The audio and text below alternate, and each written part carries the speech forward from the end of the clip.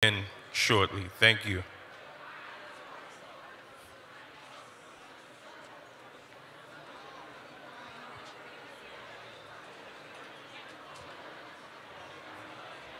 So probably run another one in about 3 minutes.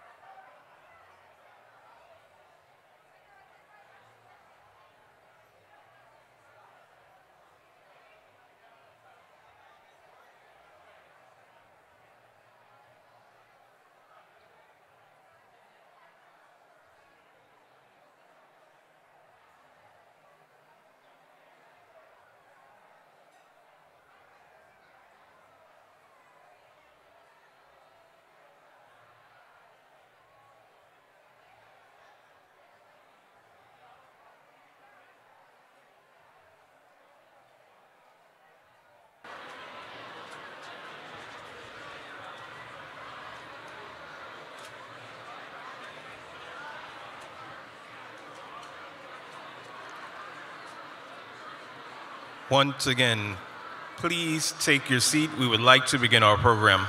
Thank you.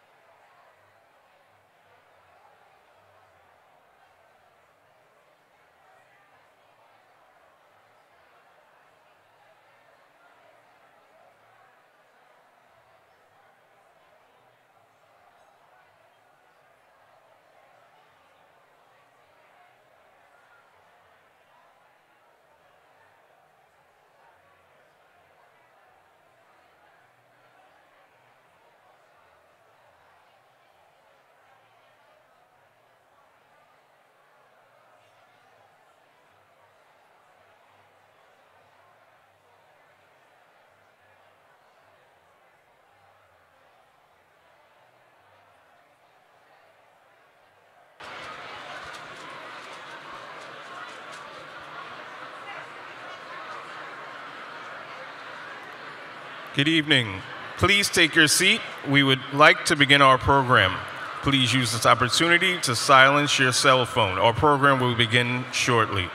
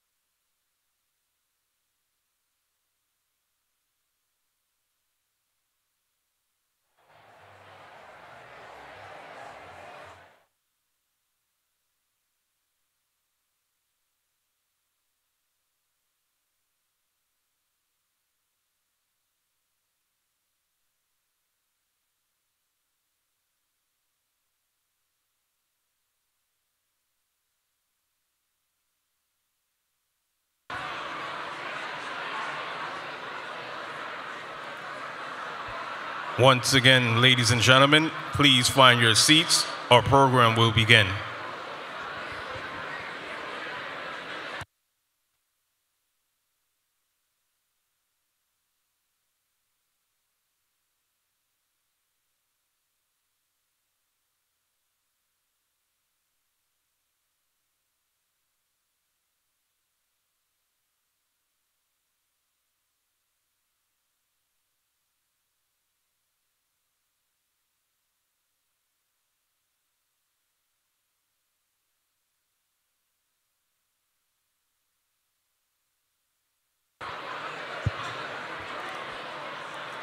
Ladies and gentlemen, please find your seats. Our program will begin now.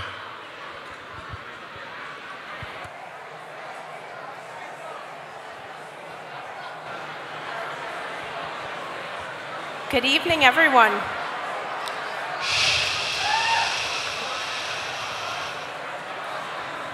We're going to get started. Thank you. Thank you, everyone.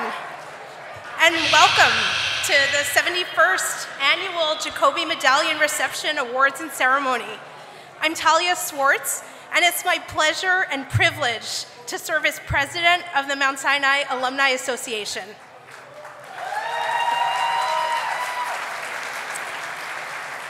Thank you.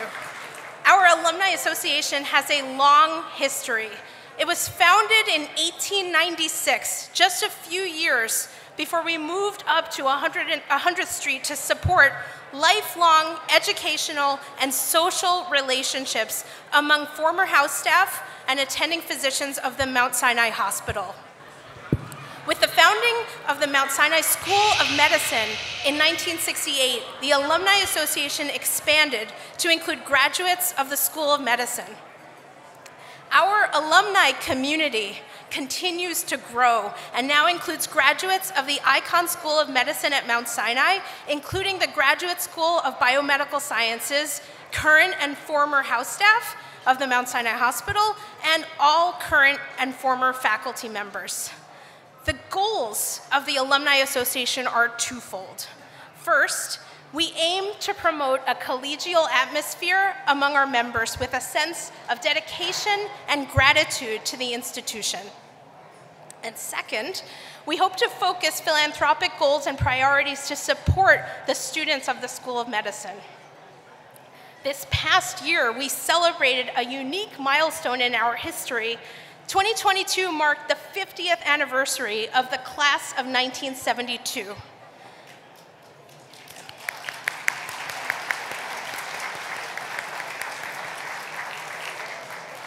This was the first class to complete all 4 years of medical school at Mount Sinai. And this class, along with the classes of 1970, 71, and 73, will be honored at a series of events in association with Reunion taking place this year on Wednesday, May 10th to Friday, May 12th, including the annual reunion, Alumni Reunion Awards Ceremony dinner, which will take place on May 10th. We hope you'll be able to join us and celebrate these classes who have left an indelible mark on our institution and the world of science and medicine, for which we thank them.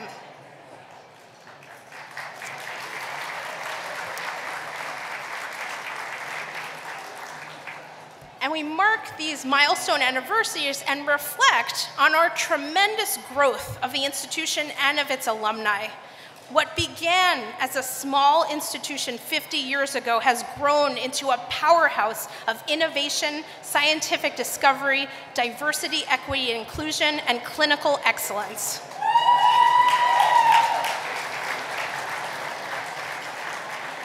Our alumni and our honorees embody a commitment to these values. They have made our institution a leading biomedical institution, poised to continue breaking ground in biomedicine in the future. As we celebrate our alumni and the future, it's also a great pleasure to welcome students here this evening who are the future.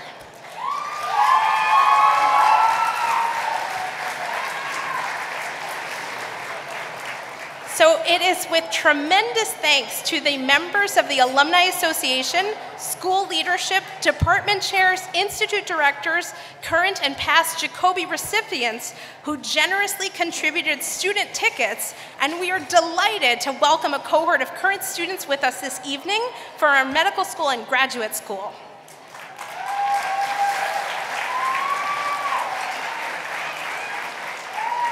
And as we welcome you, we hope that you will find inspiration in tonight's stories. And thank you to all who made this possible. The contributors are listed in your program. The Jacobi Medallion was created in 1952 by Dr. William Hitzig to honor Mount Sinai physicians for their distinguished achievements in the field of medicine, as well as for exceptional service to Mount Sinai, the Alumni Association, and the alumni community. The Jacobi Medallion honors clinicians, researchers, educators, administrators, and lay leaders. Its recipients are notable for their great achievements in each of multiple categories, and each of them has made remarkable contributions to Mount Sinai and to the Mount Sinai alumni community. In short, each one is an individual who is outstanding and has brought honor to themselves and to Mount Sinai.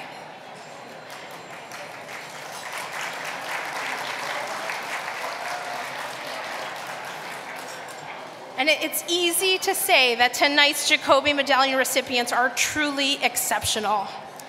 Each of them has changed the world for the better. All of them had made great contributions to the care of patients, as well as the way patients are treated both here and throughout the world. All of them are leaders in the training of physicians, researchers, and healthcare professionals of every kind. And through their work, many have transformed our understanding and treatment of disease. Our honorees tonight may have taken different paths, but they have one thing in common. At one time, they called Mount Sinai home.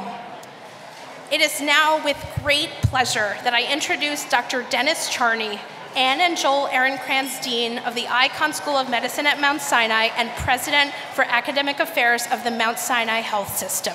Please welcome Dr. Charney. Good job.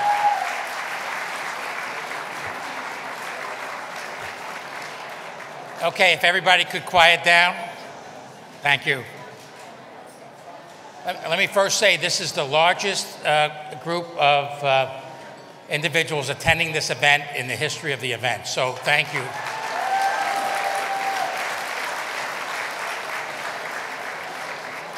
Many of us haven't seen each other for 3 years, so it's great to get together.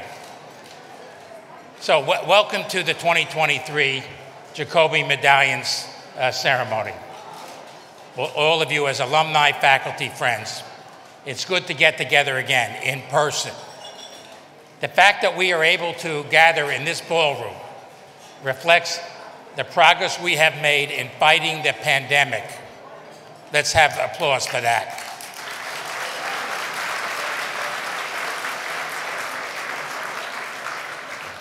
Even as the battle continues. But this is a tribute to all of you that make the Mount Sinai School of Medicine, the Icahn School of Medicine, such an exceptional place for learning, healing, and discovery. And at this point, I want to applaud, and please do so, our physicians who stepped up for frontline duty to take care of COVID-19 patients.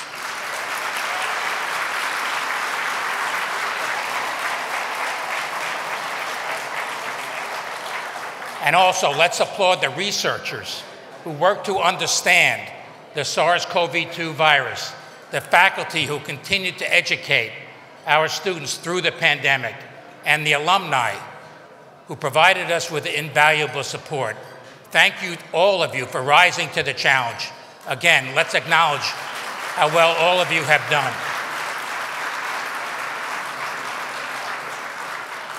And I also want to thank you to everyone here who helped us with another recent challenge by ensuring our patients' safety and well-being during the January unfortunate nursing strike.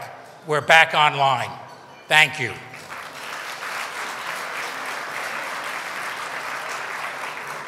And I want to emphasize our talented nurses are essential to the Mount Sinai mission, delivering the highest quality of clinical care, so we are very pleased to welcome them back.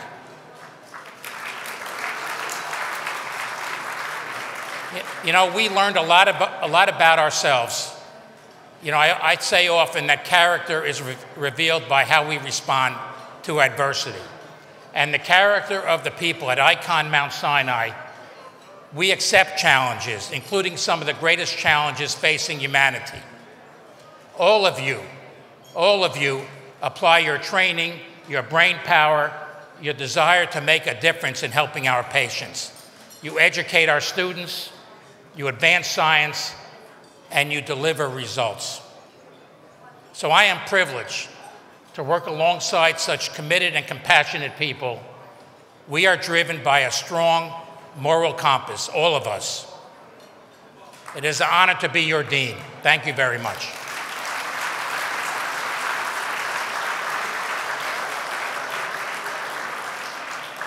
When Abram Jacobi established the nation's first inpatient pediatrics unit at Mount Sinai only 145 years ago, he could only have dreamed of a school of medicine that we have today, which makes a huge impact on biomedical science. For example, let me list this for you. In the past year, our research labs have been brimming with breakthrough achievements.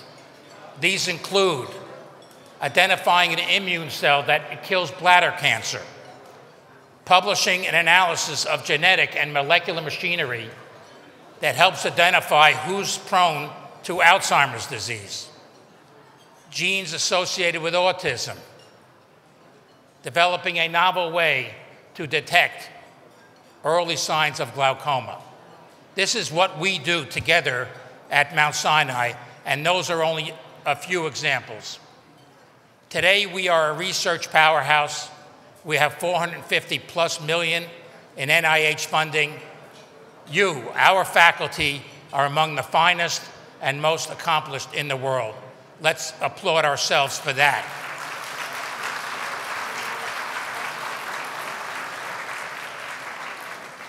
What we do, literally, is change the lives of our patients. We change the lives of our patients. So toward that goal, we are going to continue to expand our research portfolio. We are launching programs in artificial intelligence, in surgical innovation, in antiviral drug discovery, among other things. And even as our capabilities and reputation together keeps growing, as many of you may know, we decided to withdraw from the US News and World rankings of medical schools. Well, why did we do that? And we did that with the other top 15 medical schools in the nation, because we think that ranking has a harmful view on medical education. They lack validity. They generate misleading accomplishments and assessment of medical schools. They fail to account for the innovation and clinical impact great schools like ourselves. They fail to acknowledge our commitment to diversity, equity, and inclusion, and our efforts among the most important things we do to fight racism in medicine. Let's applaud ourselves for that.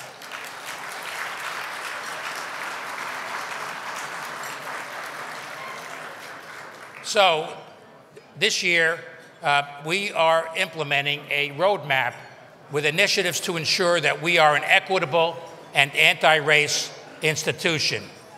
For the second year in a row, we are sharing our anti-racism model with 11 other top medical schools.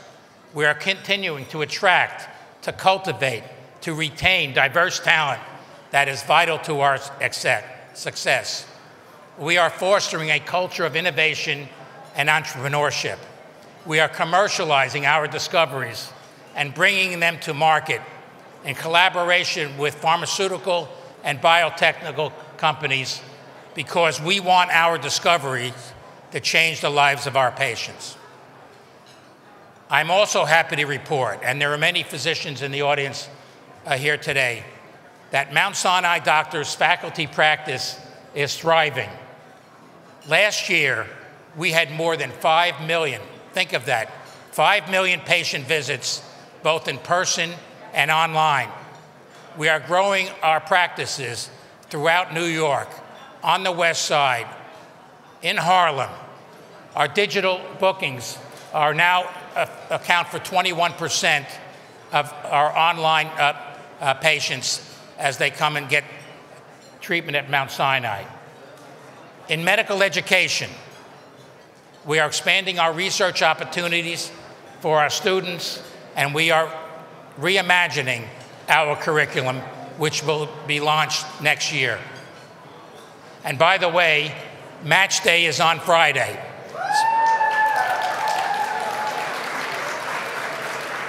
So our students will find out where they're going, and I'm sure they are going to go to the best programs in the country, including Mount Sinai.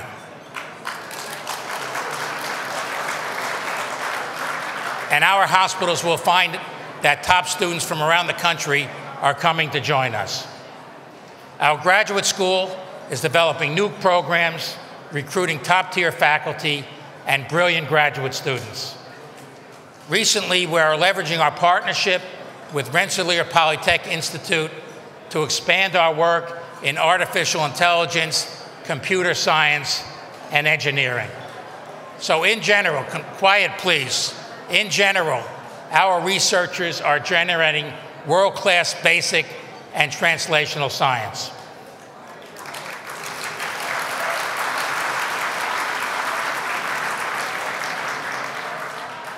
We are becoming a learning healthcare system.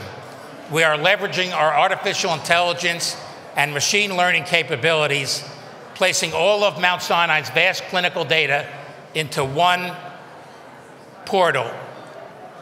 And Patricia Kovatch, who's one of our Jacobi winners today, is critical to that.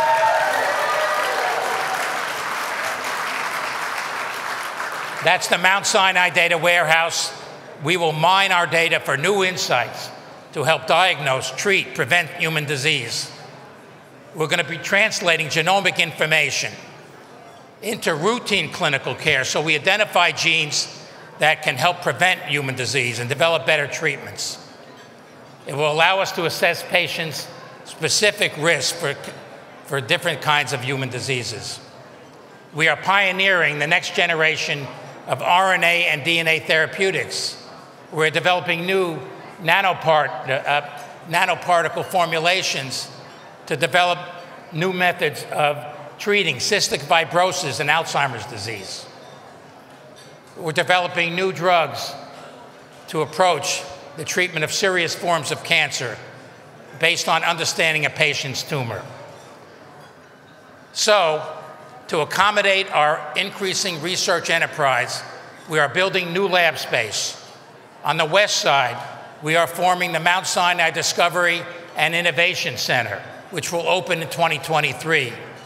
Also in 2023, we completely renovated a new building for the Department of Artificial Intelligence and Human Health, the Institute for Genomic Health, and the Division of Genomic Medicine on 101st Street.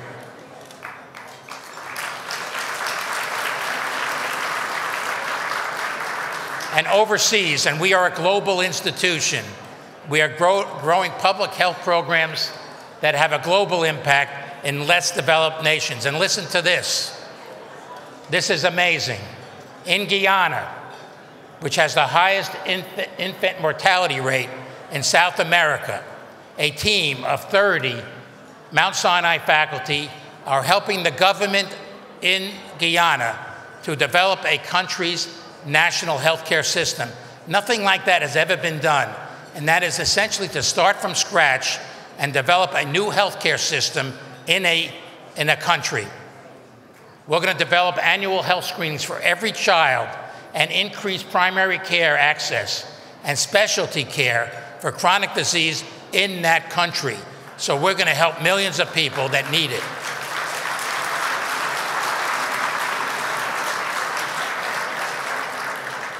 None of this, our global health work, the expansion of Icahn Mount Sinai, our great research achievements, the growth of our faculty practice, the roadmap to become a more equity and anti-racist institution. None of this can happen without you. So at this point, I want to express my personal gratitude to all members of our community for taking on the challenges that we confront all the time, and we meet our challenges. So you, the alumni of Mount Sinai, you are our partners. You are our partners in advancing science and improving medicine. We appreciate your commitment to Mount Sinai. We appreciate your generosity in helping us grow our clinical, our educational, and research programs. Thank you very much.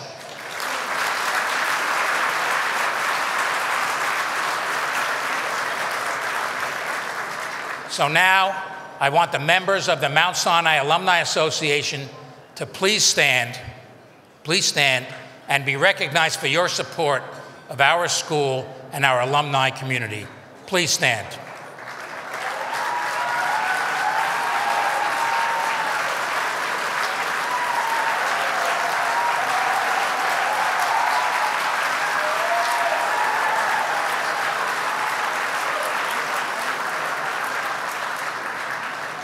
And now I'd like to ask all prior recipients of the Jacobi Medallion who are in attendance to please stand and be recognized for your outstanding service to our institution.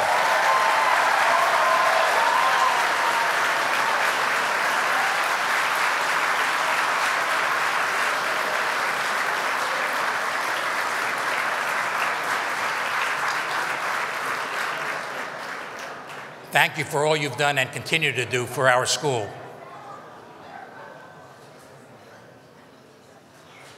Now, finally, this is a sad time.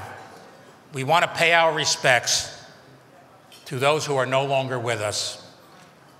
These individuals represent the family and the tradition of Mount Sinai. Though they have passed, we still remember their outstanding contributions to the field of medicine and to the Mount Sinai community. Let's pay our respects.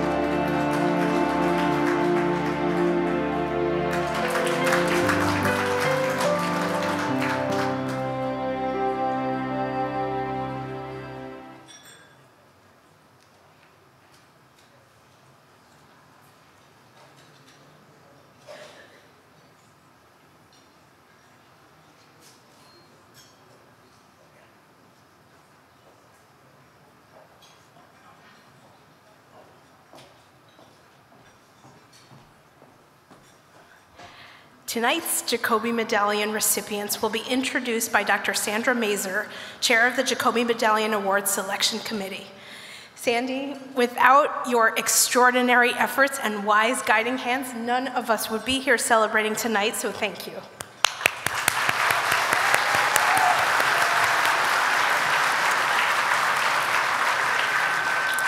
Dr. Mazer is professor of ophthalmology and pharmacological sciences and organizer of many programs, including the director of the Office of Women's Careers in the Office of Gender Equity in Science and Medicine, chair of the Special Awards Committee, as well as Title IX coordinator. Please welcome Dr. Sandy Mazer.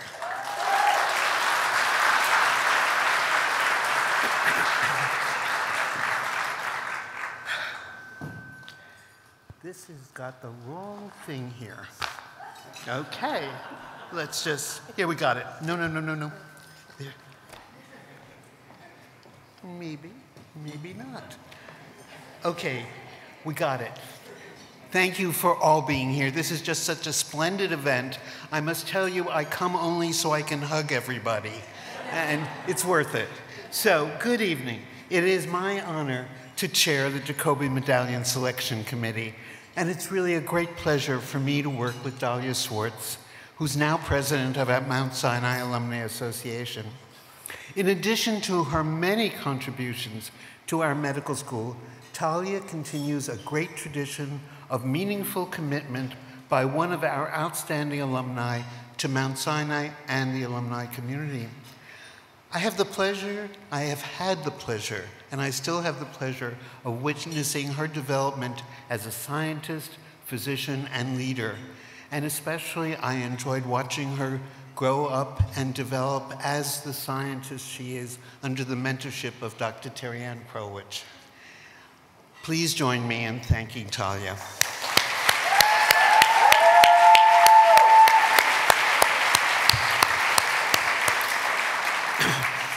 Tonight's 2023 Jacobi Medallion recipients reflect the excellence and the spectrum of biomedical and lay leaders within Mount Sinai. Recipients were chosen from a superb group of candidates by their peers, all former Jacobi recipients themselves. And once again, this year we had such a deep field of truly impressive nominees to pick from that it was extremely difficult, and these people that you are seeing tonight are just absolutely superb. As Talia said, Dr. Hitzig named the award for Dr. Abraham Jacobi, one of the early presidents of the Mount Sinai Hospital Medical Board. Hitzig described Jacobi as, quote, a man of broad interests, humanistic philosophy, investigative acumen, clinical skill, and Jacobi stands as a model not only for Mount Sinai, but the entire medical profession. In 1962, the American Medical Association and the American Association of Pediatrics jointly established the Abraham Jacobi Award to commemorate Jacobi as the founder of the specialty of pediatrics. The Jacobi Medical Center, established in the Bronx in 1955, is also consistent with Jacobi's commitment to charity, plus the highest practice of medicine. So who was Abraham Jacobi? He was born in Germany almost 200 years ago, in 1830. He graduated from medical school and joined the revolutionary movement. And after imprisonment for treason, he immigrated to New York City, of course, where he succeeded in his goal of providing better care for children. After teaching at Columbia University, he established the first department of pediatrics in a general hospital at Mount Sinai. He used evidence-based data to develop his enlightened principles of child and maternal health, and he published a lot. His writings were collected in 8 volumes, totaling over 4,000 pages, and he was the sole author on almost every one of them. He became the only foreign-born president of the AMA and president of the American Pediatric Society. We have enduring guidance from Abraham Jacobi. First, to teach medical students from patients, and second, to encourage the wealthy public to endow special hospitals for infants and children. In partnership with his wife, Dr. Mary Putnam Jacobi, he established the first pediatric clinic in the United States. In her own right, Dr. Putnam Jacobi was recognized by none only than Sir William Osler for her contributions to the science on which medicine rests, and she received a special award from the Harvard Medical School for her work. Abraham Jacobi never left clinical medicine. He saw patients until the day he died at age 89. He once told a group of medical students that if he had his life to live over, all he would want is just to be a modern doctor. So it seems especially fitting to be celebrating our modern doctors, our evidence-based scientists, and our dedicated Sinai citizens with the Abraham Jacobi Medallion tonight. Finally, before we begin our videos and award presentation, I want to highlight this year's Alumni Reunion Awards Ceremony dinner taking place on Wednesday, May 10th, as Talia said. As Dr. Schwartz shared, we'll be honoring the first 4 classes of Mount Sinai, classes of 1970, 71, 72, and 73, including our very own Drs. Ken Davis and Bonnie Davis, who are joining us here tonight, and our alumni of the class of 1973. Please save the date of Wednesday, May 10th, and we hope to see you at the alumni reunion. Now, our first video will celebrate our first group of Jacobi Medallion winners. Burton Cohen, Lakshmi Devi,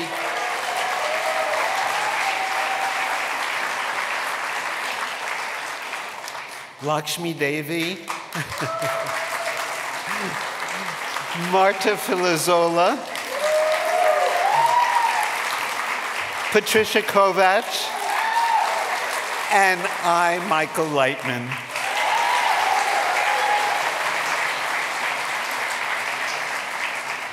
And to all of you, we think that you will appreciate their achievements and understand why they were chosen as this year's Jacobi Medallion winners.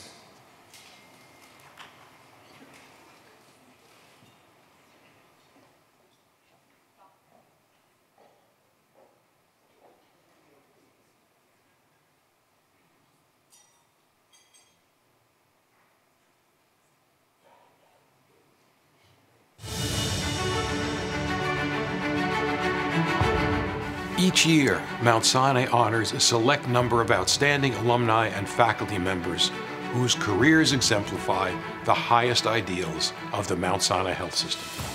They have made outstanding contributions in clinical care, biomedical science, and medical education. They have given extraordinary service to the Icahn School of Medicine at Mount Sinai, the Alumni Association, and the entire health system. These are colleagues who personify excellence in the Mount Sinai tradition. This year's Jacobi Medallion honorees include a distinguished radiologist and educator who is a former president of the Alumni Association, a world leader in molecular biology and pharmacology, the dean of our Graduate School of Biomedical Sciences, who is renowned for her work in computational biophysics, our Dean for Scientific Computing and Data, who has helped Mount Sinai excel in data analytics, and our Dean for Graduate Medical Education, who is also an innovative surgeon and a dedicated professor. With the Jacobi Medallion, we honor their achievements and express our appreciation for their important roles in making Mount Sinai one of the nation's leading academic medical centers.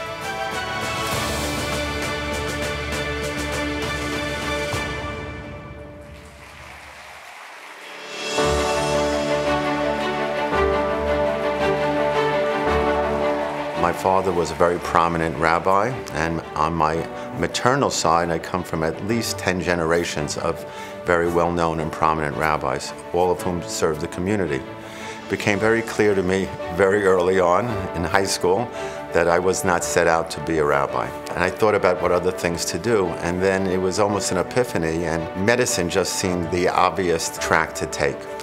On July 1st, I'll have been at Mount Sinai for 47 years. Other than marrying my wife, it was the wisest decision that I ever made.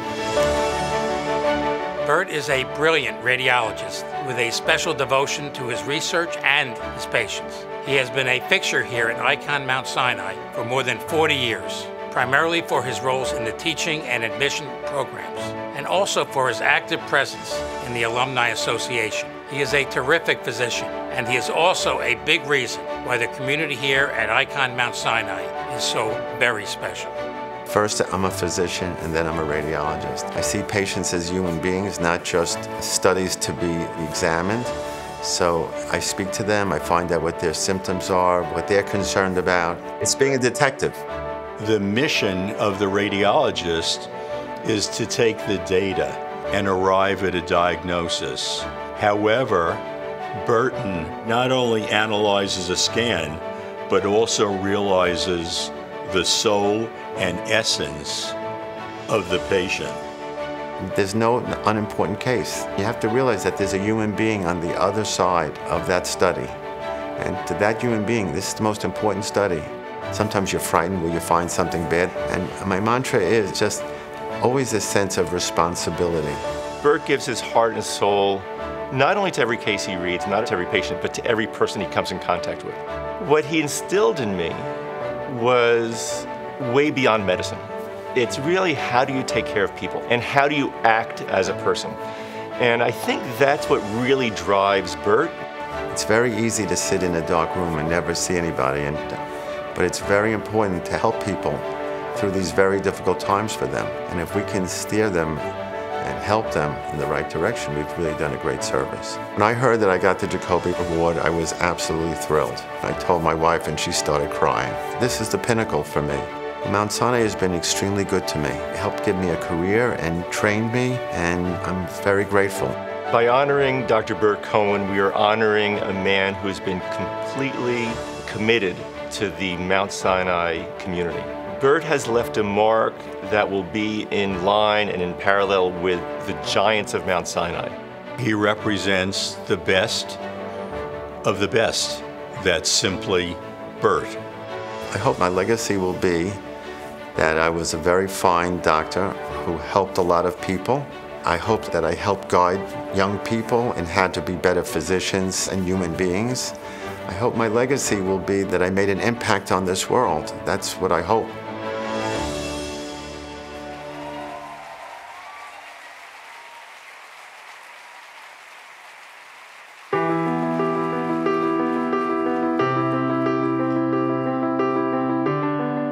Research was the initial guiding light for me as a career path. That's what brought me to this country, kept me going, and has kept me going. I wanted to do research that was more applied to human condition.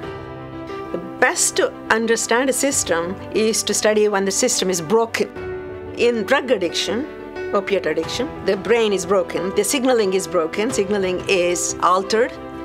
And so that was the way in which we could get at what normal signaling should be or could be.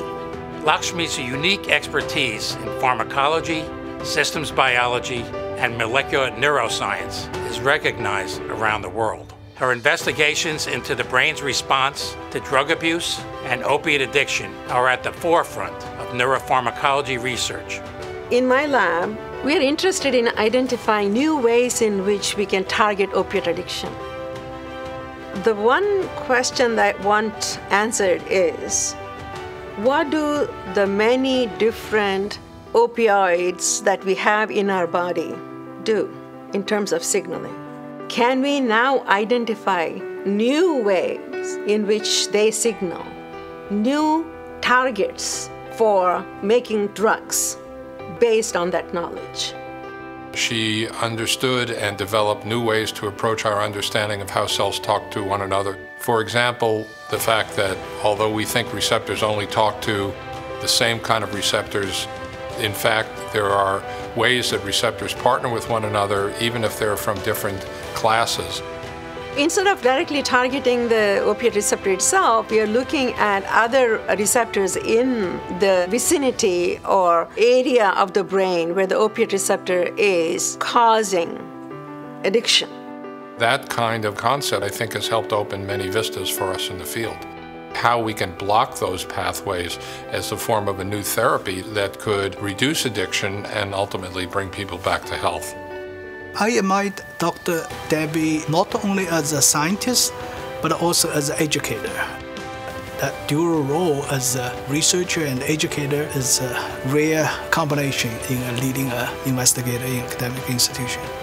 She took on a new role as Dean for Academic Enrichment, and in a very short time stood up programs that have been transformative for junior faculty. Her impact will resonate in changing the landscape of this institution for years to come. And the Jacobi Medallion is a very appropriate recognition of a very special person. When I was told that I received the Jacobi, it was an honor. I think it is in recognition of my accomplishments at Sinai but actually those are the accomplishments of Sinai, because Sinai made me who I am today.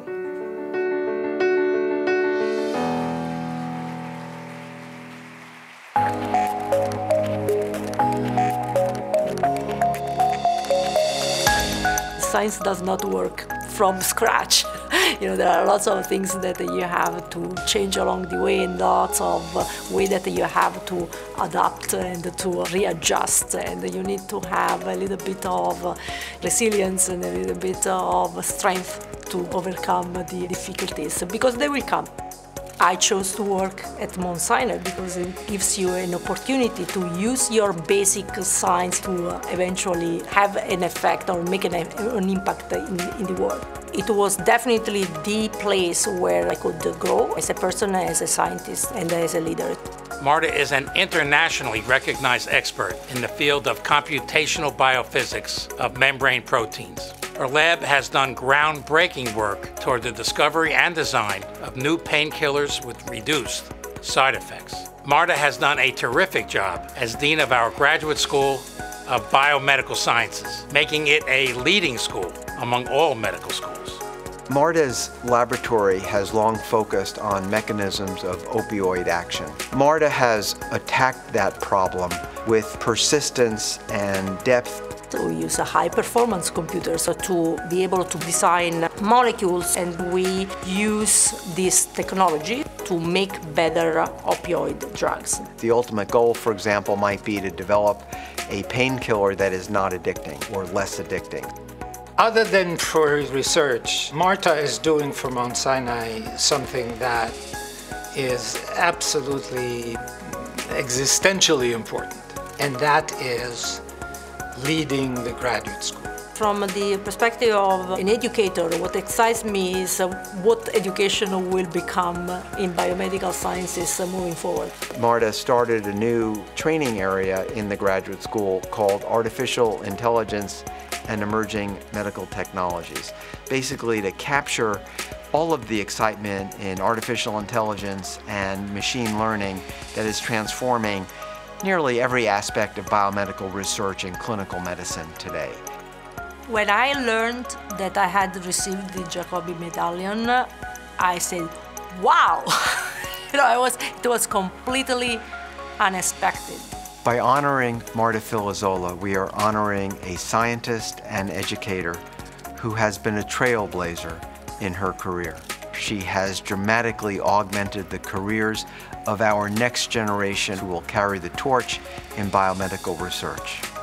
One of the most important things for young people coming to graduate school is to find a role model. That is a great gift. What excites me is Mount Sinai is not only allowing the science to progress, but is allowing science to progress through giving our trainees the right tools to eventually push the frontiers of medicine in the future.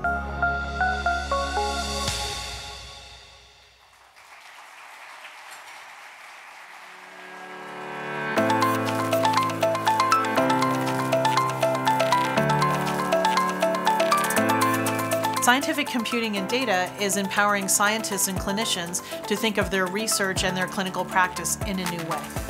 Why are computers important? Why is computation and data important? It's because it allows researchers to do things that are not possible by hand. You can't look through 1 million genomes by hand, but you could get a computer to look through the data and find the patterns, find which things seem to matter and which things don't. We can leverage all this data and figure out what's the important data. It can really help us gain new insights into human health.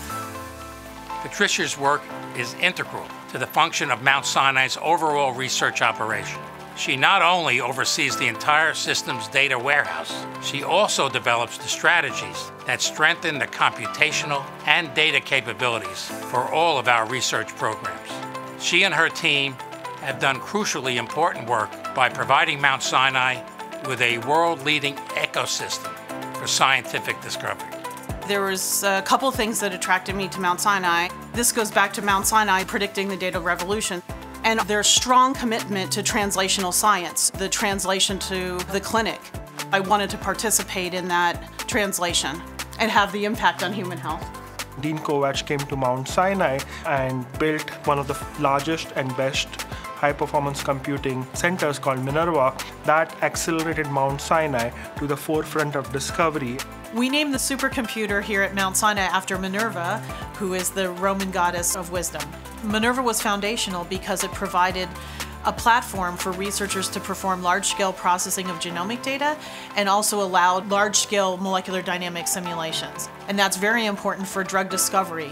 There is not a single department within Mount Sinai that doesn't leverage the power of the high-performance computing cluster that Dean Kovatch has created, using AI techniques on electrocardiograms, looking at genomes of patients with cancer, looking at images of chest x-rays for lung diseases. A major focus for the Mindage Institute is using large genomic data sets to identify children who have rare diseases that so far have gone unrecognized and undiagnosed. Patricia's made it so that we can access the data about our patients and use it to maximal benefit in order to learn the most and advance the care for tomorrow. We are empowering these departments to perform clinical trials, to perform biomedical research, and to help develop predictive models of disease. Patricia Kovatch is deserving of the Jacobi Medallion because she exemplifies the best virtues that Mount Sinai has seen. These include scientific leadership, vision, collaboration, and ability to lead by example. Mount Sinai has a long history of scientific discovery, and I'm in awe that I am part of the incredible world-class scientists and researchers in our collective quest to improve the diagnosis and treatment of human disease.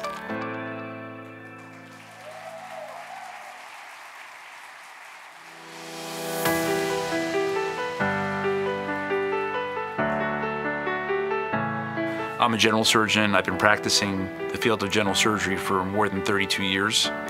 And I've been a surgical educator and a medical educator my entire professional lifetime. I also am privileged to be responsible for the largest graduate medical education program in the country, and I'm responsible for all the residency programs and fellowship programs at Mount Sinai.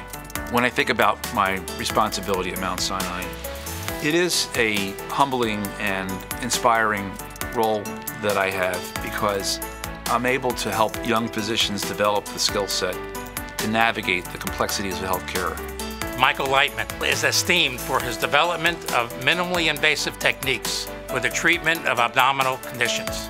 He is also renowned for his research on post-surgical treatment of breast cancer, colon cancer, and lower gastrointestinal hemorrhage, as well as gallbladder disease and morbid obesity. He is a committed educator and physician who is devoted to his students and patients alike. The age-old question for all of us is, how do we improve patient care?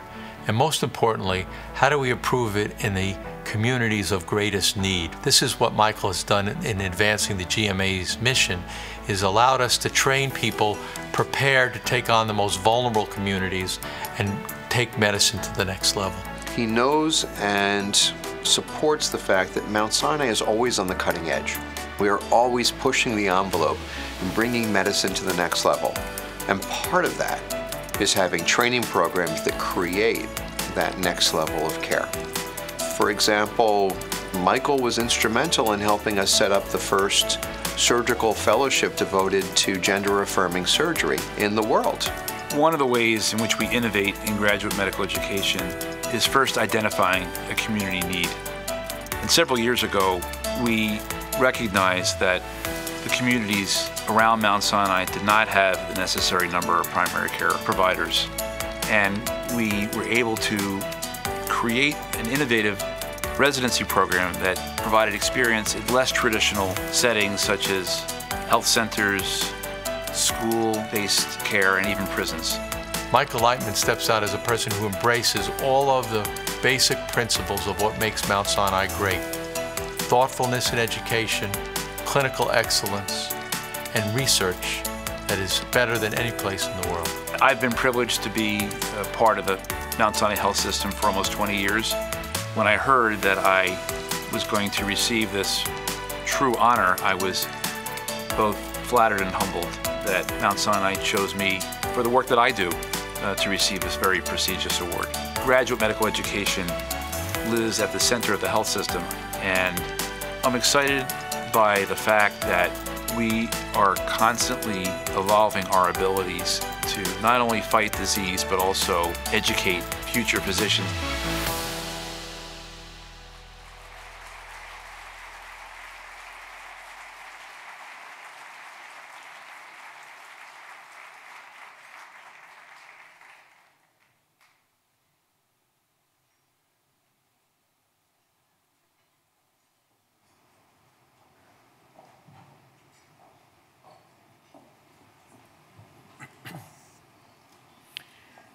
I will now call the first 5 recipients to the stage. May I welcome all of you to welcome Burton Cohen,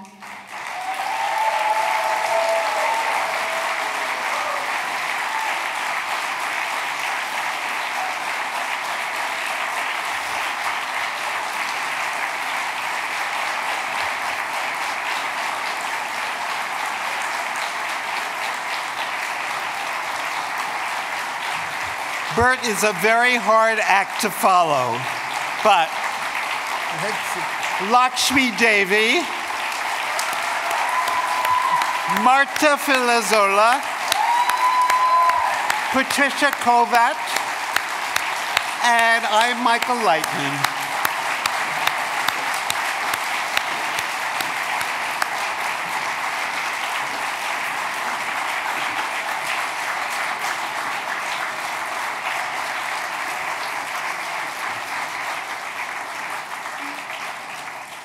Michael, here you go.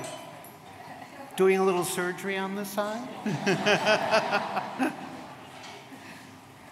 Our first recipient is Burton A. Cohen, MD, Mount Sinai Hospital, 79.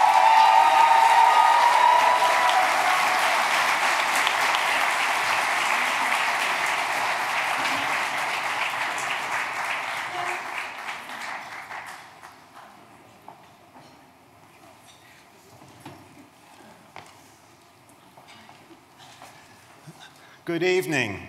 What a wonderful night. I am honored and thrilled to be receiving a Jacobi Medallion, but more so, I am humbled to be in such august company tonight and to be included on a list that includes incredible medical luminaries and true Mount Sinai giants.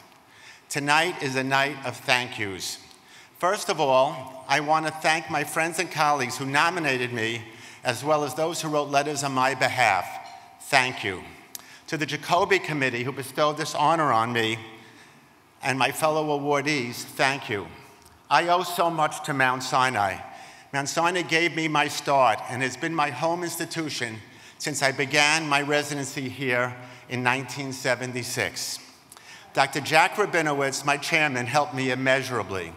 I was his first chief resident at Mount Sinai, and then he afforded me the opportunity to be the first chief of computed body tomography at a time when cross-sectional imaging was in its infancy. I entered private practice in 1985 and joined an incredible group of physicians, all great radiologists and dear friends. 2, sadly, are no longer with us. Dr. Howard Grunther, who essentially became an older brother to me, and his wife Eileen is with us today. And of course, Dr. Daniel McClansky.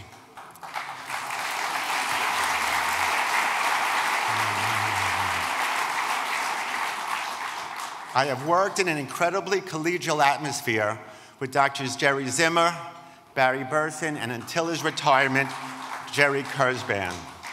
I shared duties with Drs. Alan Hyman and Joseph McClansky. We worked side by side, and I have learned so much from all of them.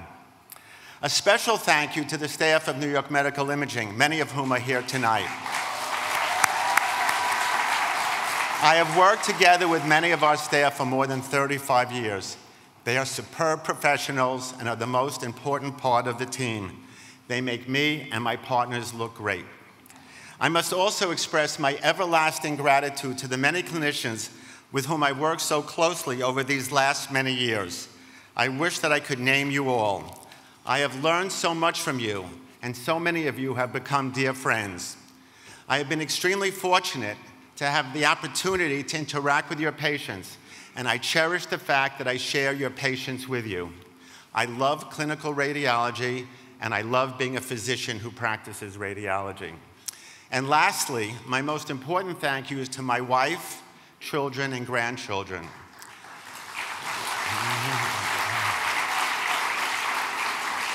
My wife, Gail, has been my partner for the last 47 years. She is my soulmate and my strength.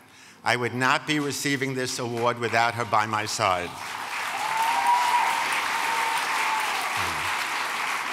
In closing, to paraphrase my late partner, Dr. Daniel McClansky, speaking from this podium when he received the Jacobi Medallion in 2019, I would like to address the young physicians here tonight who have chosen the path of clinical practice. As Danny said so eloquently at that time, while the academics and researchers are the discoverers lighting the path of clinicians, it is the clinician who is in direct contact with the patient, serving the sick and preserving the healthy. The clinician acts as the physician, the doctor, and not just the provider. The role of the clinician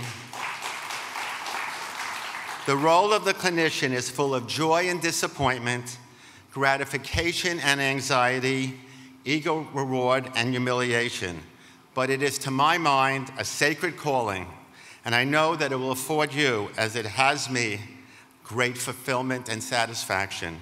Thank you all so very much, and thank you for supporting this event and making it such a great success.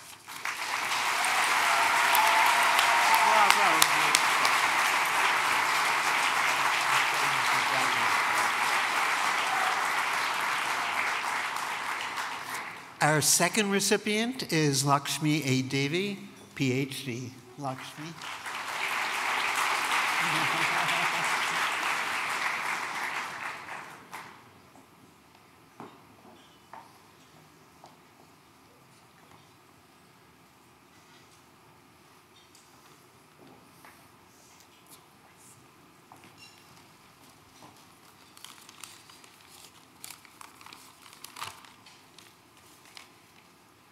Thank you, Academy, for this honor. Just kidding.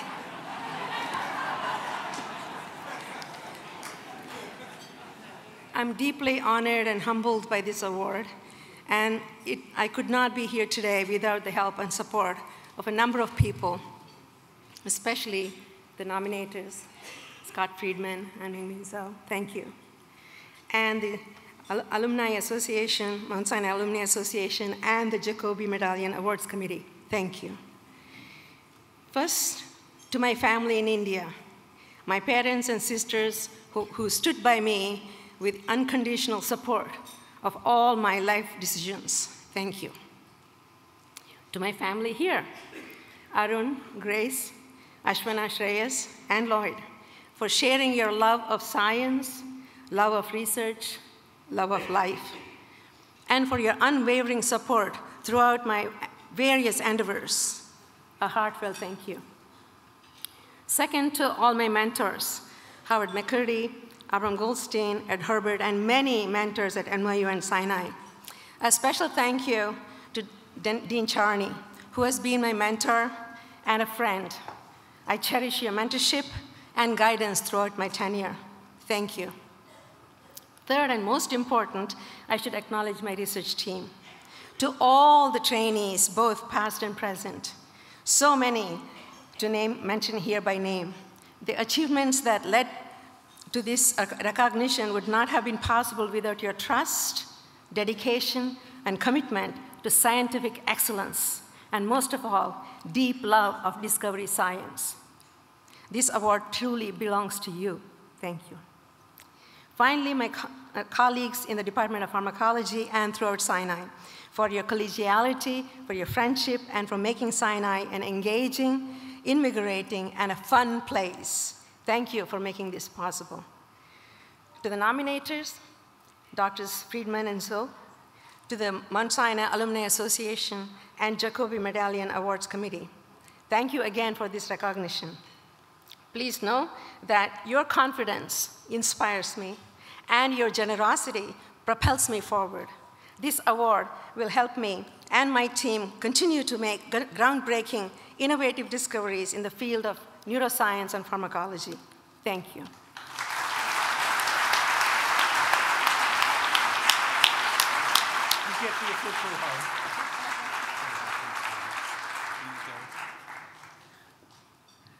Our third recipient is Marta Filizola, PhD.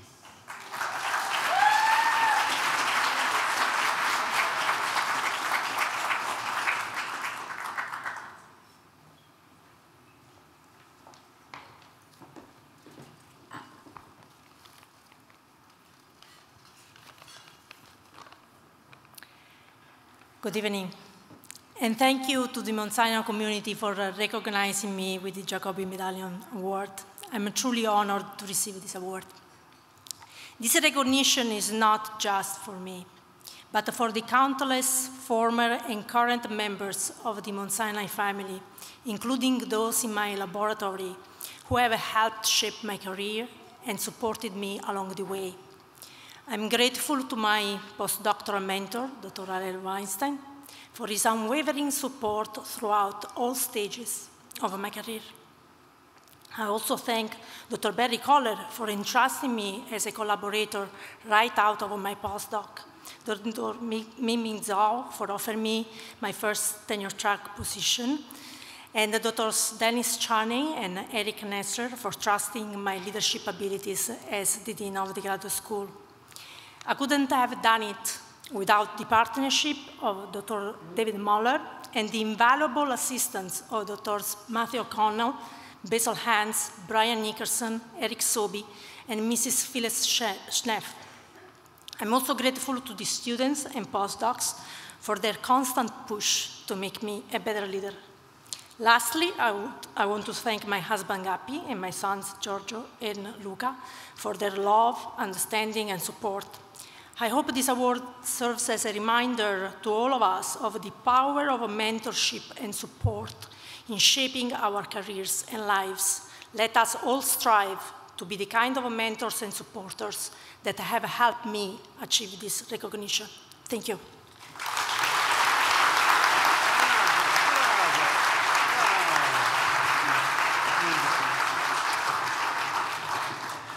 Our fourth recipient is Patricia Kovatch.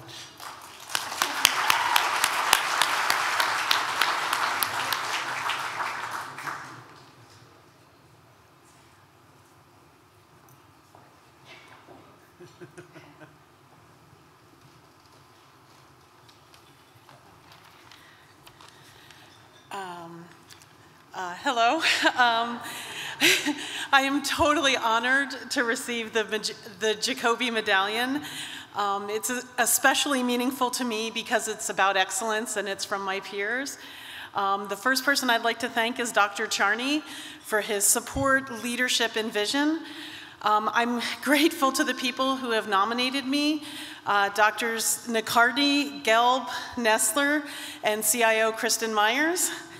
I'd like to thank my amazing team, some of whom are here tonight, Ranjani, Tim Quinn, and Lily Guy. I'd also like to thank Dr. Goat, the chair of the Genetics and Genomic Sciences Department. I'd like to send special thanks to Dr. Teitelbaum, Brody, and Mazer who have been invaluable mentors, partners, and friends. Of course, I appreciate the support of my immediate family, Robert and Kathy, my sister who's here. And it's truly been an exciting privilege to work with the world-class faculty at Mount Sinai, enabling scientific discovery and translation through computational and data science. And I look forward to continuing this work. So thank you very much.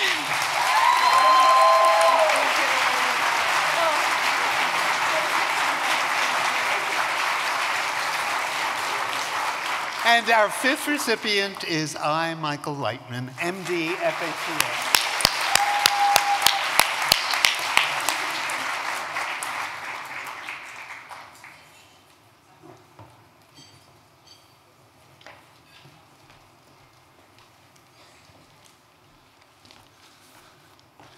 Good evening, everybody. I am just so thankful for this wonderful honor. I really am truly humbled and grateful.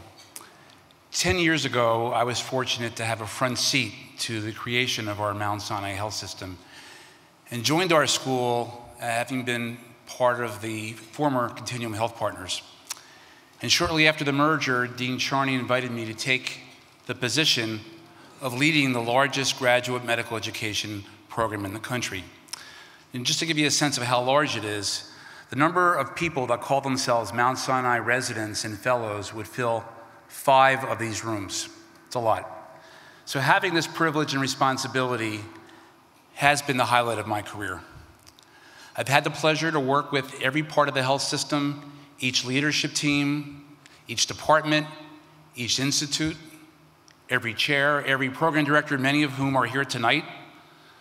All are deeply committed to the learning and professional development of our residents and fellows, and for that I am grateful.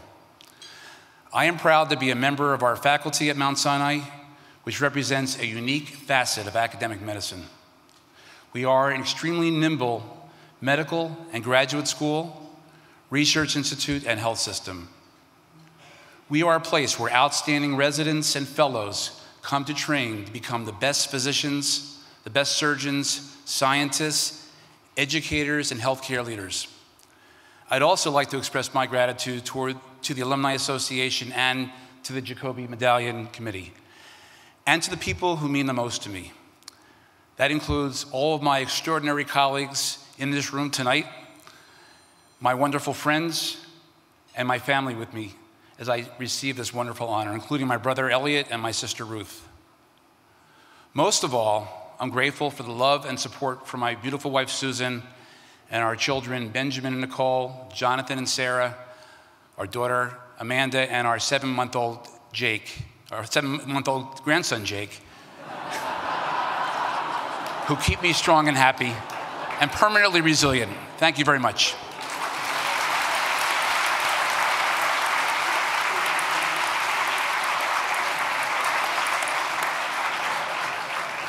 May I ask you to please return to your seats and enjoy the next videos. Thank you all.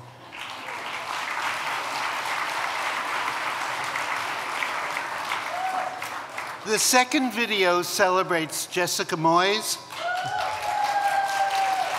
Ramon Parsons, Bruce Sands, and Swan Thung.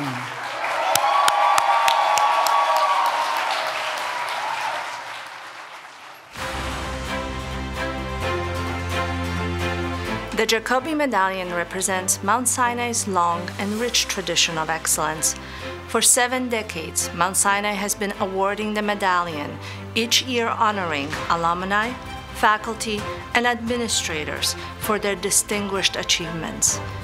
This year's honorees include Mount Sinai's lead grants and contracts officer, who has overseen the school's tremendous growth in research funding, the director of the Tisch Cancer Institute, who is a renowned cancer researcher, the chief of gastroenterology, who is highly regarded for his treatment of complex inflammatory bowel disease, and a great researcher and mentor who is a world leader in the pathology of liver disease. These Jacobi recipients are exceptional physicians, visionary researchers, great educators, and talented administrators. They have worked to expand our understanding of the biomedicine and ensure young physicians know how to apply that knowledge to heal their patients. They embody the aspiration of Mount Sinai to advance science and medicine in the name of better and more effective healthcare. Congratulations to the 2023 Jacobi Medallion recipients.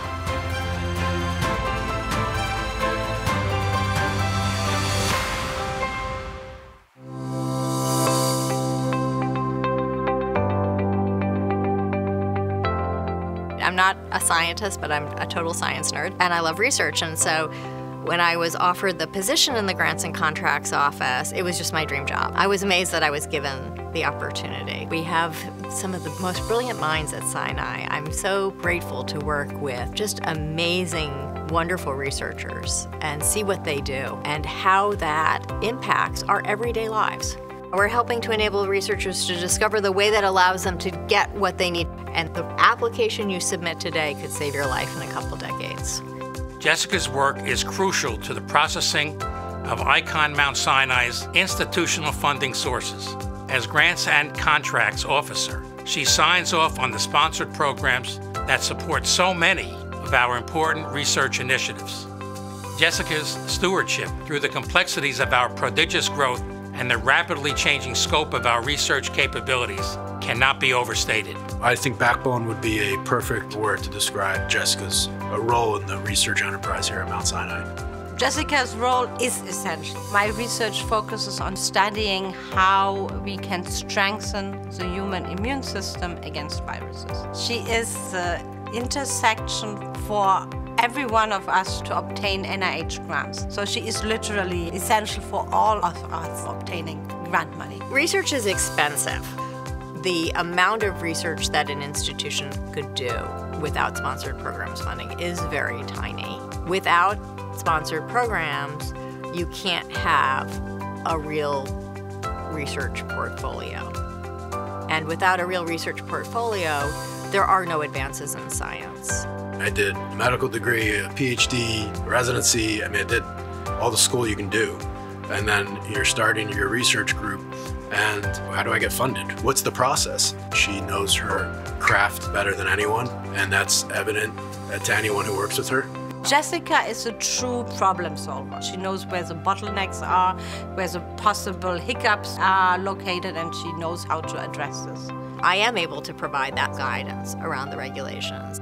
An understanding of nuance and gray areas and wiggle room. I am learning the new rules to really understand complicated and at times contradictory information and be able to synthesize it in a way that's meaningful to a scientist who just wants to do his or her science and cure something, which at the end of the day is what's really important. With the grant money that I receive, we can look at long-lasting immunity against influenza or COVID. Without money, none of those things would be possible.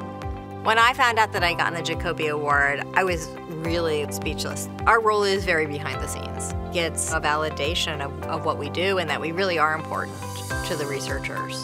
To participate in the way that I participate in so many just miraculous medical breakthroughs. To be a part of that, it's very rewarding. I'm so blessed. I want to live in a world where there are advances in medicine.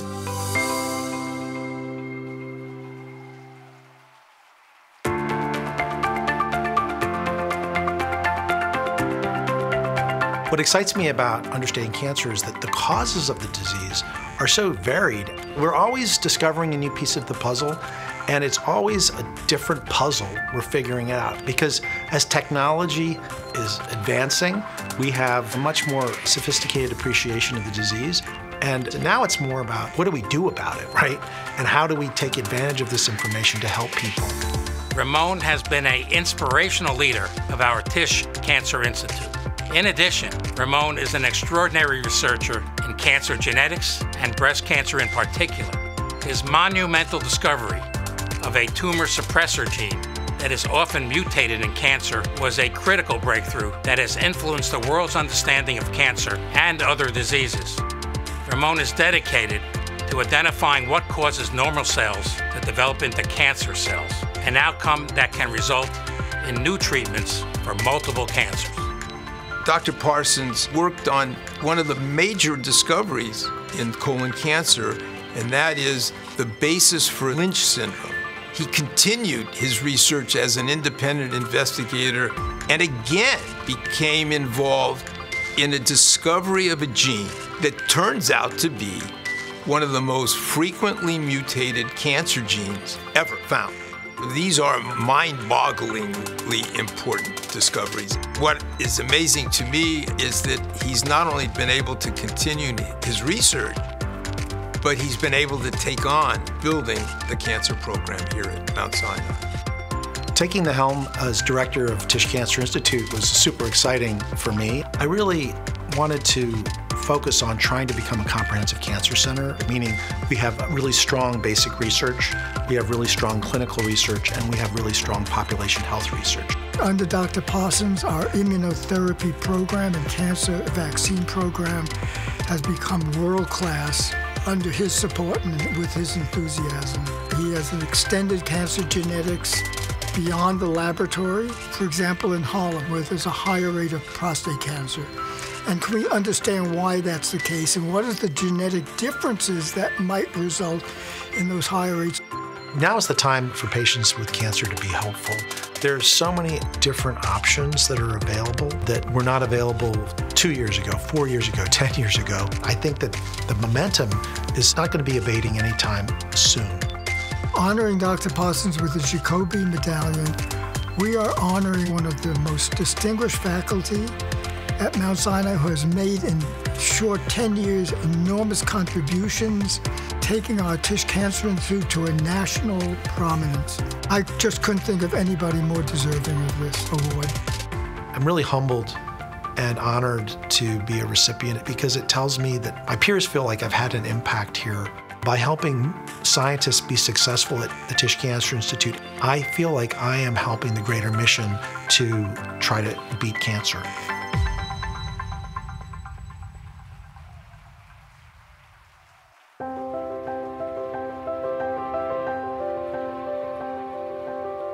I think I have the best job in the world as division chief in gastroenterology at Mount Sinai. I get to do all the things that I love, whether it's seeing patients or doing research or teaching or being a leader. And that's really what drives me day to day. The reason I wanted to come to Mount Sinai is really I saw a place with incredible history in GI, starting with the discovery of Crohn's disease, but I saw the potential for so much more. Our quest is to end this disease. Bruce, as one of the world's experts in gastrointestinal disease, possesses great command of both clinical research and patient care.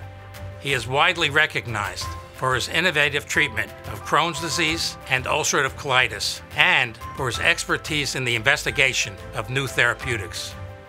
He is also proficient in the management of inflammatory bowel diseases and has earned an international reputation for his care of patients with complex and refractory disease. When I came here to be chief of the division of gastroenterology, my vision was to build a division that was highly academic and that the world recognized as being among the top in the world for all things related to gastroenterology care. He grew the division to heights that anybody 10 years ago would never have predicted. He built the IBD Center, which is a wraparound, comprehensive center for patients with inflammatory bowel disease that's unrivaled in the country. The idea that we would have this continuity from pediatric onset through that transition to adult care all in one location, to me, is visionary. I think the IBD Center at Mount Sinai has changed the paradigm of care, targeting what they need. Do they need nutritional support? Do they need psychological support or social support? Whatever it is that they need, we evaluate it, figure out what that is, and we provide it to them. And we can do that all under one roof, married, very importantly, with research to bring the field forward. That's what's really unique about the place. I think to be a leader, it's someone that people want to follow. Why would you come here? You come here for Bruce. The impact of Bruce's work can be seen by the fact that many top physicians and scientists want to come here to work at Mount Sinai. He recruited Judy Cho, who cloned the first Crohn's gene. He recruited Jean-Fred Colombel, France's top IBD doctor. It's because of him I'm here. When I first heard that I won the Jacobi Medallion, I was first very surprised and then felt very honored because I understand the significance of this for the Mount Sinai community. He sets the barometer of the gold standard of what it means to have the trifecta of a clinician first, amazing researcher, and amazing educator. My biggest source of pride is the division that has been built here. For IBD and many other conditions in gastroenterology, we really are not going to stop until we find the answers of how to treat these diseases, how to end them, really, to cure them. That's really the goal.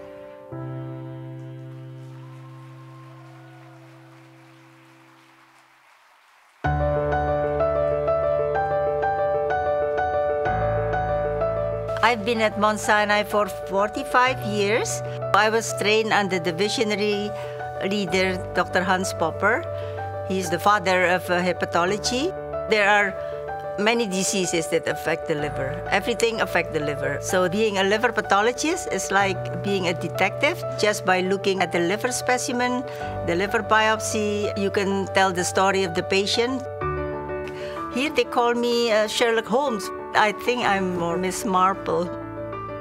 Swan is a founding member of the Mount Sinai Liver Cancer Research Program. She was part of the team that launched our Liver Pathology Division and the Liver Pathology Fellowship that began under her direction and is believed to be one of the only of its kind anywhere. Without question, Swan's contributions to the study of liver pathology, immunopathology, and liver cancer have been recognized the world over, and so deservedly so.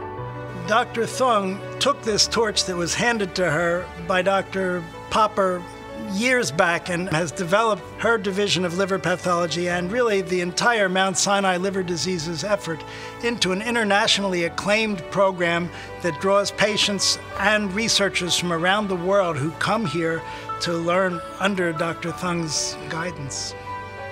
My vision was to train as many people that are interested in liver pathology to become great liver pathologists. Not as good as me, but better than me.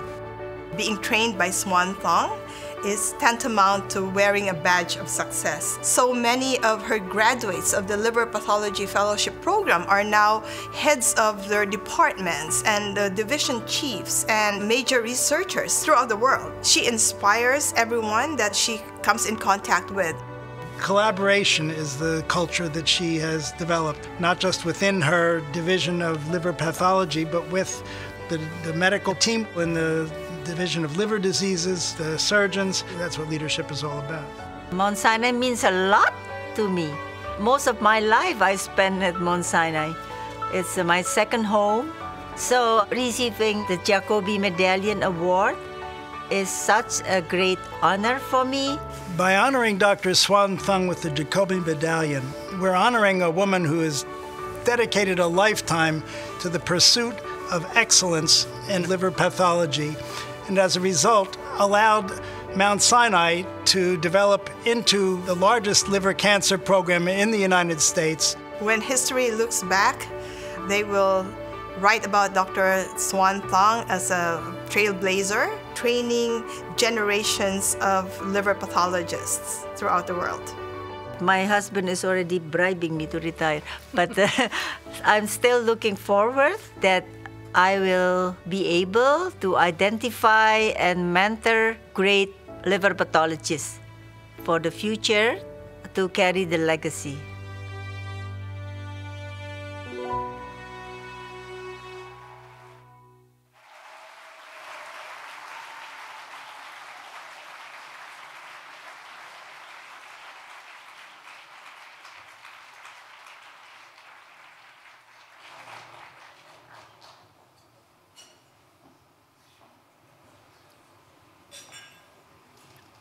May I invite to the stage our second group of recipients, Jessica Moise, Ramon Parsons, Bruce Sands, and Swan Thung.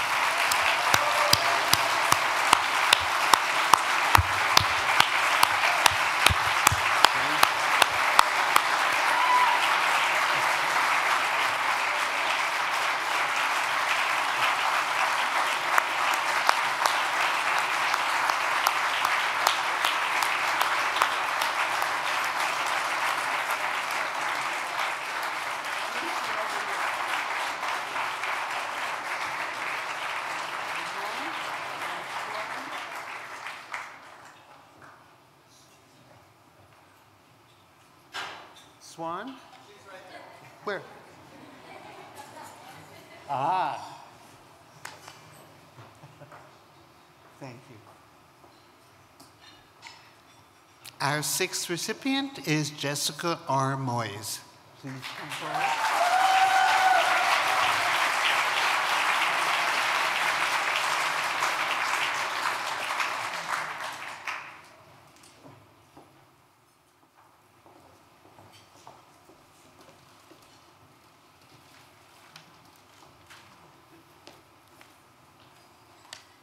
Receiving the Jacobi Medallion from Mount Sinai is the honor of my life, and I have so many people to thank. First, I'd like to thank my beautiful, talented wife, Barbara, who told me never to leave Sinai. She's Sinai's biggest fan, and she gives the best advice. Thank you, honey. I'd like to thank Kay Durman, who placed me at Sinai, from the volunteers office, Dr. David Simpson, my first boss at Sinai, and Jane Shambus, my original boss in the Grants and Contracts office. I'd like to thank Ken Davis, who took a chance on me and made me the head of the GCO when Jane left, even though I couldn't have been very impressive at the time. I'd like to thank Dr. Dennis Charney, who has been an inspiring and visionary leader. I'd like to thank Phyllis Schneff, my current supervisor, who has led me to professional growth that I never thought possible. I'd like to thank my past and current GCO staff. Some of you are here. If I've had one great skill, it has been finding and mentoring smart, kind, hardworking people. Hi, Laura, Monisha, and Monica. I see you, and you rock. I'd like to thank Dr. Shekhar Patel and Allison Gottlieb for championing me. And of course, I can't forget my nominators, Dr. Alex Charney and Dr. Eric Nessler, thank you, and the Jacobi Committee. I am so lucky to support all of you and the research that you do. And finally, I'd like to thank my parents who are here for everything, but especially for sending me to Head Start and giving me my first job when I was 4 years old, because it's never too early to become a workaholic. Thank you.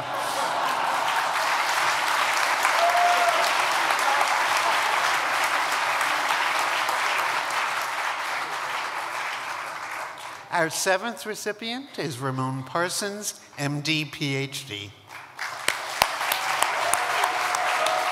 You have to go over there and get him down.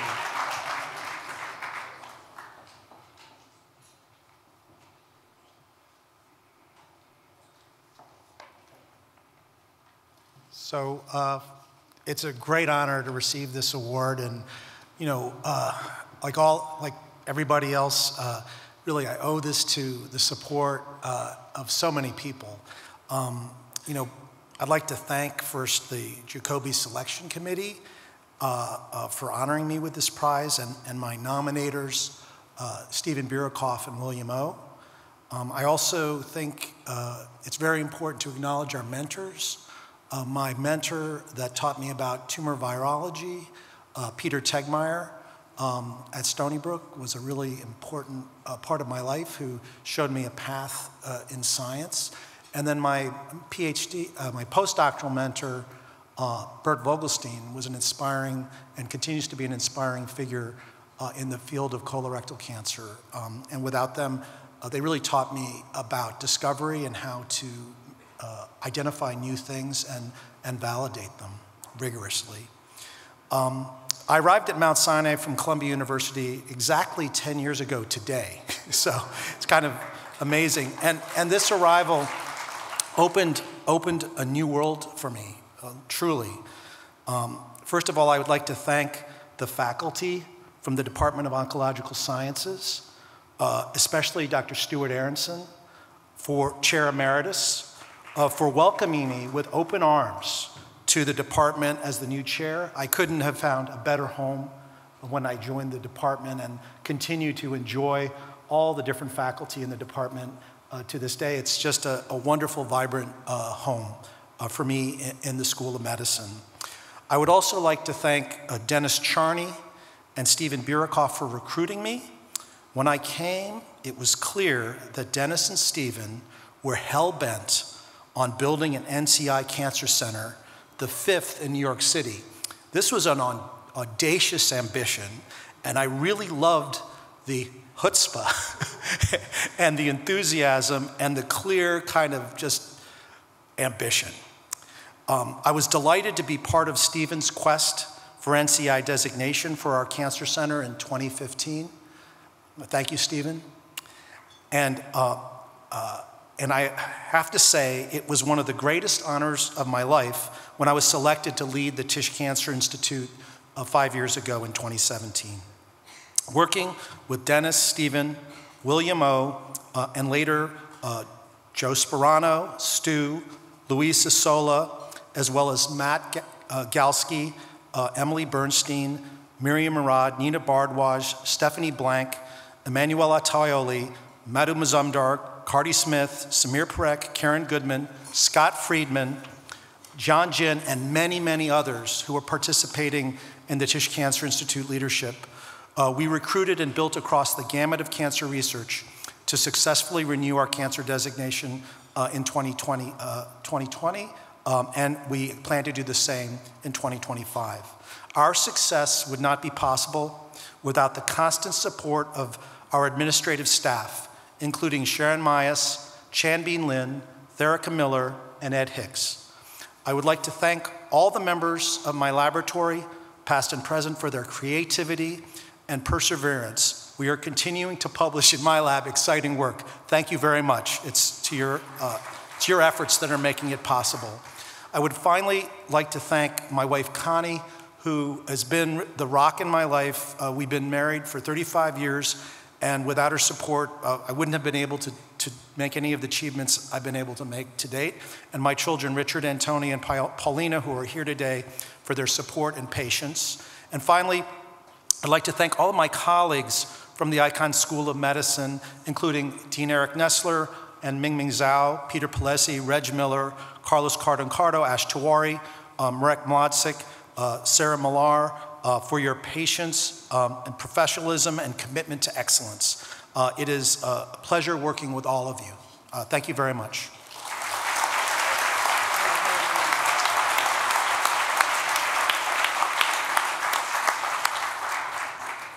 Our 8th recipient is Bruce E. Sands, MD, MA.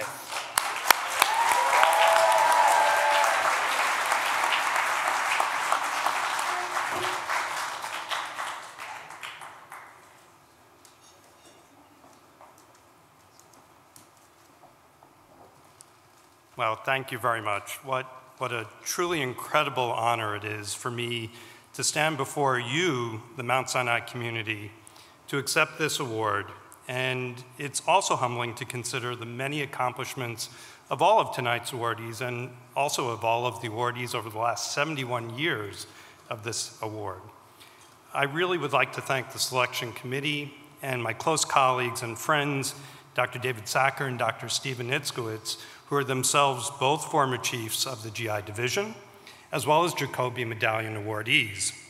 And Jean-Frédéric Colombel and Marla Dubinsky, dear friends and colleagues who direct the IBD Center and who are world-renowned IBD experts in their own right. I also want to acknowledge and thank my wonderful colleagues in the Department of Medicine. I greatly appreciate your collegiality, your friendship, and all of your support. It really means a lot to me.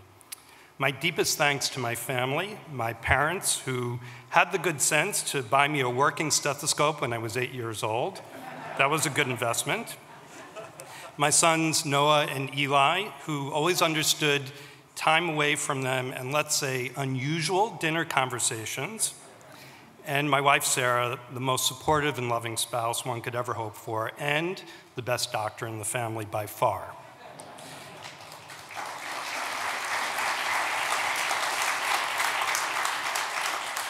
And finally, my colleagues in the Division of Gastroenterology, I give you my heartfelt thanks. Every day, you inspire me with your dazzling skill, your thirst for knowledge, your relentless pursuit of excellence, and your warm collegiality.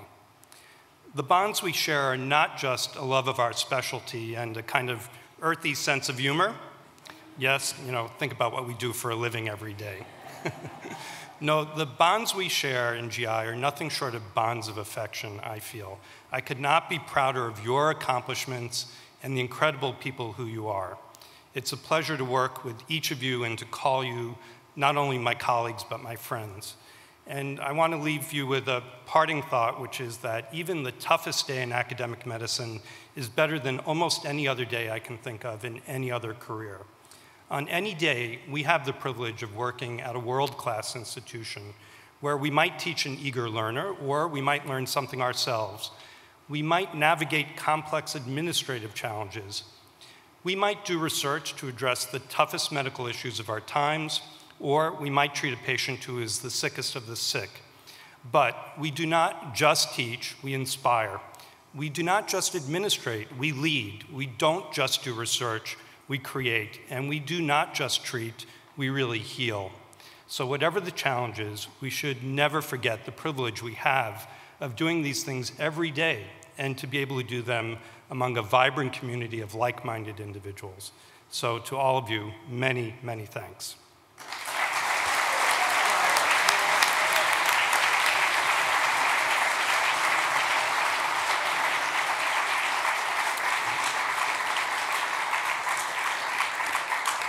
And our 9th recipient is Swan and Thung, MD, FAASLD. Swan, please.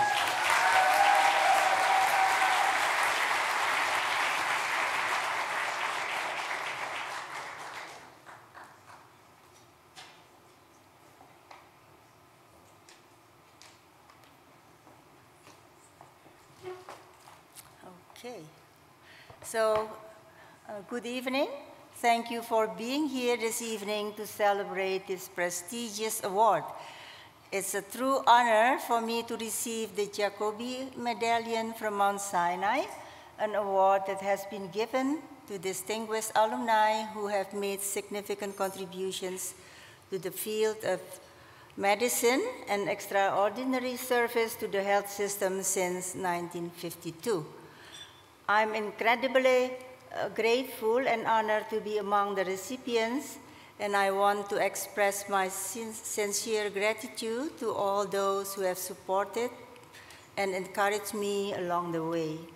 I would like to give a special thanks to my nominators, Dr. Isabel Fiel, Myron Swartz, Stephen Geller, Neil Tees, he's my firstborn professionally, and Thomas Ciano, who had the faith in me to nominate me for this award. Your belief in my work and in me has been a driving force in my career.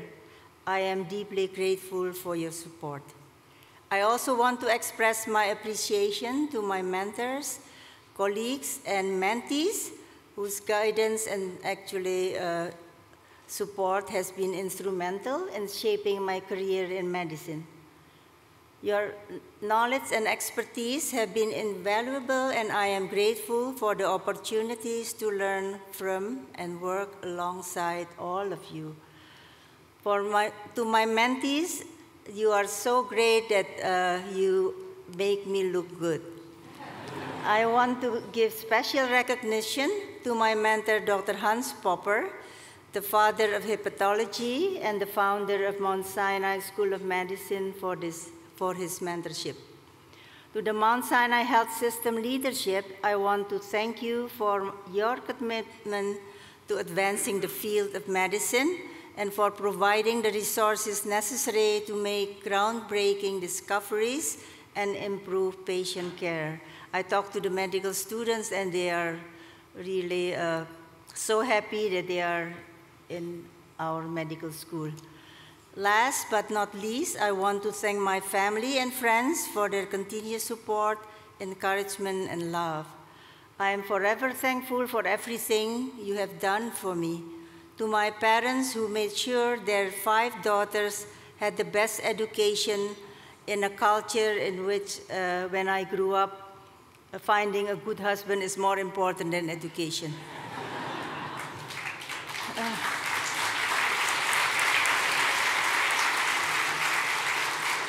My husband, Roy, for his unwavering support to me and the entire family. My sons, Stephen and Andrew, who never give me headaches. My lovely daughter-in-laws, Arlene and Lisa, and my wonderful grandchildren. My youngest one said he's not coming to the party because there's no DJ or dancing.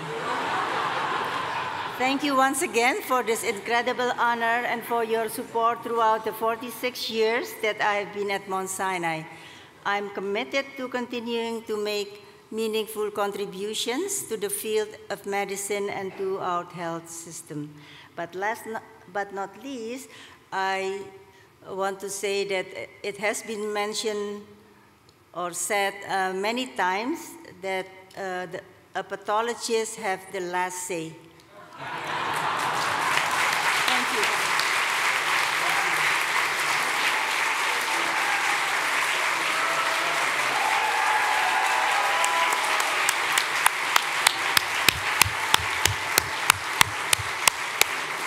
invite the first group of recipients to return to the stage now. Burton Cohen, Lakshmi Devi, Marta Filizola, Patricia Kovatch, and Michael Leitman. Please join our second group, Jessica Moise, Ramon Parsons, Bruce Sands, and Swan Thung. And when they all get here, I know that you've been applauding a lot, but now's your chance. Please join me in congratulating the recipients of the 2023 Jacobi Medallion Awards.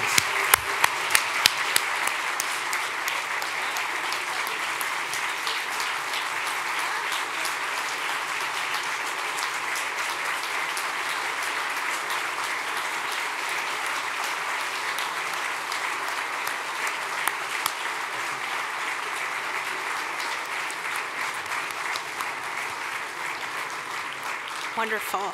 So I'm going to ask our recipients to have a seat for one moment as we end this, but to thank everyone as the 71st Jacobi Medallion Awards is drawing to a close. And this evening we have been honored to be able to honor this extraordinary group who've contributed so much to our institution and to biomedicine.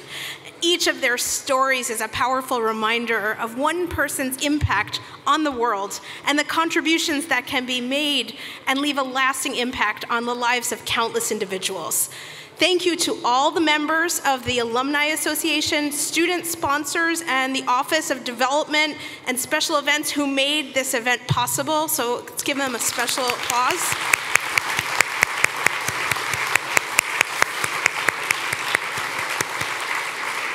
And now, as we conclude, we're going to do something ambitious. We're going to invite all of the students here tonight, past presidents of the Alumni Association, previous recipients of the Jacobi Medallion and Gold-Headed Cane Award, current members of the Alumni Association, to all join me on stage for a photograph. And with that, I will thank you all and wish you a wonderful evening.